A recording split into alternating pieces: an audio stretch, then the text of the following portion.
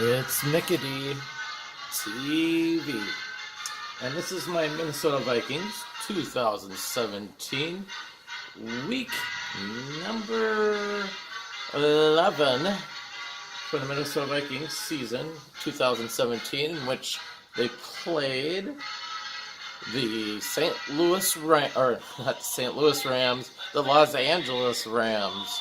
And they defeated the Los Angeles Rams by a score of 24-7 at US Bank Stadium.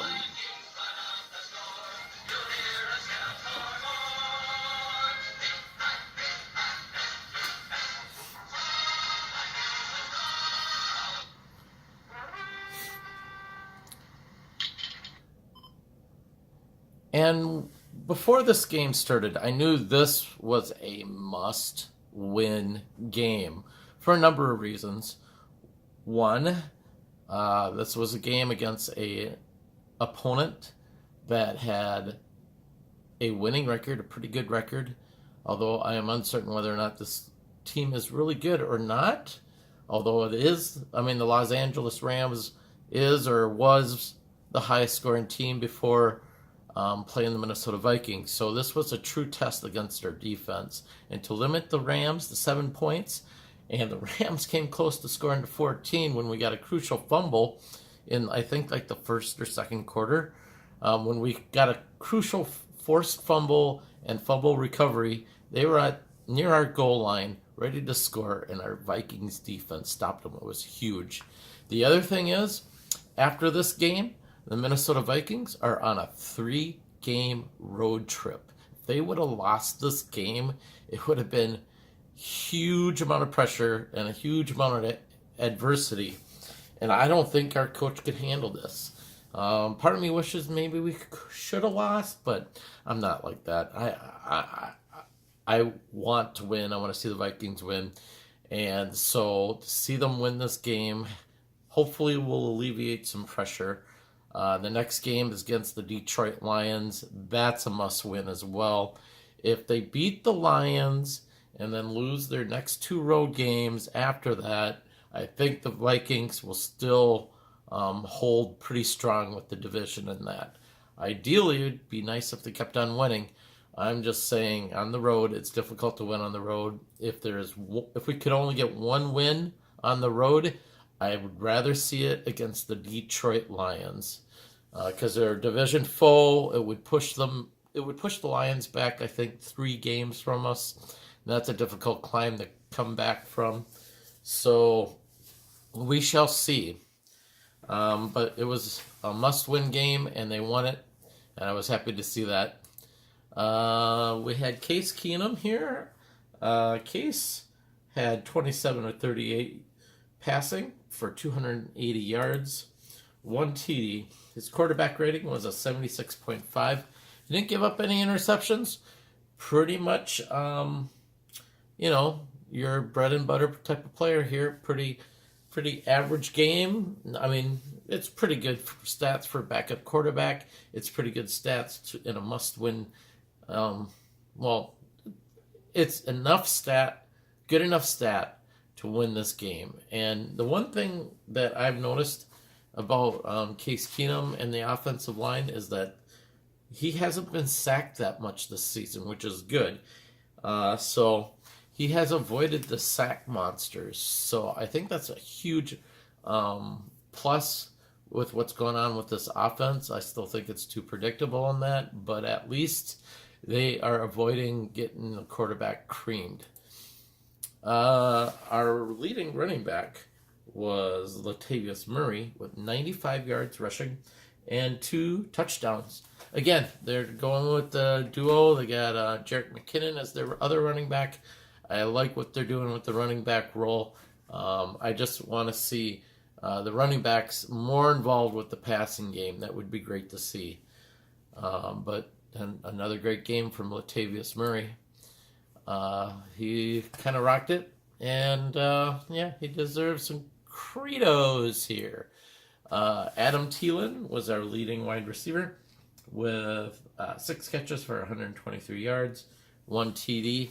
So he had pretty much, I mean, that TD came off of a short range pass, and I don't know what happened to the Los Angeles Rams defense. Looked like it kind of broke down, or there was some confusion on the coverage or whatever, but he had that huge TD reception for a touchdown. I think it was like 60 yards or something like that. It was crazy. I couldn't believe he got that good of a TD. Otherwise, our wide receivers did pretty good. Case Keenum spread the ball out evenly. If it wasn't for that one crazy play Thielen had, I think all the wide receivers would have had similar numbers. But Thielen was that outlier because of that phenomenal play that he did. I couldn't believe all he had to do was dodge like maybe one or two defenders, and he was wide open after that. So offensive line did a great job again. Like I said, gave up only 0 sacks. Gave up 6 tackles for losses. That's a little high, but not too terribly bad if it's on the running back sometimes. Like I said, the offense can be predictable from the coaching standpoint, so that could have been one of the reasons why there was 6 tackles for loss. And then there was only 5 QB hits on Case Keenum, so that's not too bad. Overall, the offense is doing very good. As far as blocking in that, I just wish the coaching wasn't so predictable with the offense. But as long as the offensive line is pretty much intact, I think there's only one offensive lineman that's hurt, so we got a backup in there. But overall, the offensive line is gelling. Defensively, huge game. Like I said before, they only gave up 7 points in this game against the leading scoring offense in the league, and that touchdown came on the first drive, so that got me a little bit worried about what was going to happen in this game. And yet the defense just bared down and pretty much stopped the Rams from scoring any touchdowns, and it was great to see. And another overall team effort with the Minnesota Vikings defense. It just keeps on getting better. And then we have like pretty much some new people that we haven't heard from the beginning season shining later in this season here, which is another good sign to see for the defense, because like Everson Griffin, he's been neutralized out there, but that only means the other players on the defense has to step up and shine, and they are doing that, which is awesome. Anthony Harris here, number 41, led in tackles with 7, 6 of which were solo. He had a pass defended and a fumble recovery. Terrence Newman, number 23, he had 4 tackles, 4 solo tackles with those tackles, and 2 tackles for loss. He had a pretty good game in this game. And number 99, Danielle Hunter, second week in a row, he's had some pretty good stats. 3 tackles, 1 of which was solo, 1 sack, 1 tackle for loss, and 1 QB hit. So he's been out there too. He's on the defensive line. If Griffin's being neutralized, it's great to see the other linemen come up and be a force, because an offensive line has to reckon with every player if every player is doing great, and they have to basically pick their poison. So it's all a matter of our defense creating stronger poisons along the way, if that makes any sense. But kicking wise, not too good of a job on this game. It infuriated me. Kai Forbath was 1 of 3 on field goals. He was 3 of 3 on extra points. And I can't figure this kicker out. I mean, the week before he had a 53-yarder, and then this week he missed a 48-yarder and like a 37-yard field goal. So you're not always going to get those 48-yarders. They're not usually totally automatic, especially the longer 48-yarders. But when you're in the 30-yard range, you should be making those field goals. So no excuse here. I give the kicker a D in this game. So, and I also give the coach a D because he still hasn't addressed, as far as special teams, I give the coach a D. He hasn't addressed the issues on this team. But overall, like I said, the next 3 games is going to be crucial to see what the Minnesota Vikings does, especially on the road. And then just one mention, our former Minnesota Viking defensive end, Jared Allen, was the honorary captain today, or captain of the game.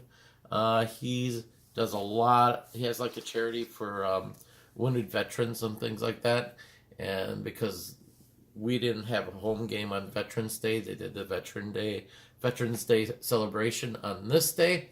And it was cool to see him out there talk about his charity and that. He's always done good in Minnesota, and he's my favorite all-time defensive player on the Minnesota Vikings. So that's about it, guys. I hope you like my recap, and I will talk to you guys later. Bye.